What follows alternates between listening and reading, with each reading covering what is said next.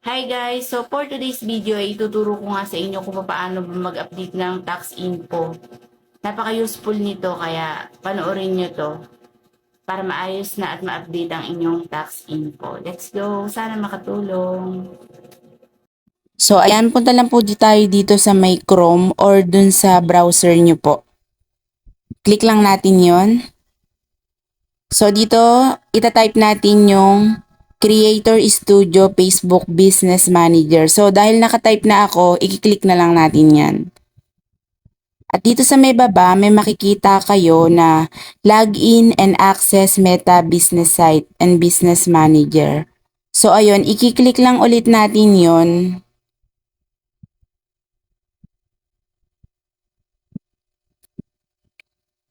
Ayan, at dahil naka-login na nga ako dyan, kayo naman magla-login pa lang kayo ng profile nyo or ng page nyo. Tapos, once maka-login na kayo, dito sa may left side, may makikita kayo na all tools.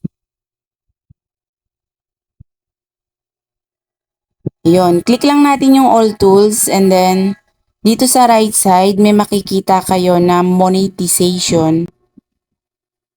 Yun, click lang natin yung monetization.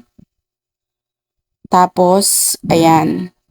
Dito ulit sa gawing left side, may makikita kayo na payout icon.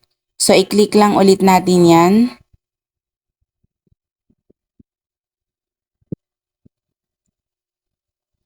So, once maklik na yung payout icon, may makikita tayo dyan na settings sa gilid din, bandang left side.